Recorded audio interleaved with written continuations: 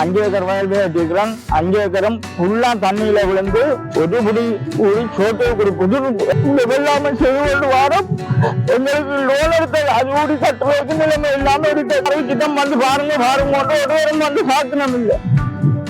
நான் அவ்வளவு துன்பப்பட்டு கொண்டு இருக்கிறோம். நீங்களே பாருங்க எவ்வளவு இதுக்கையும் பெட்டலாம் செய்கிறது.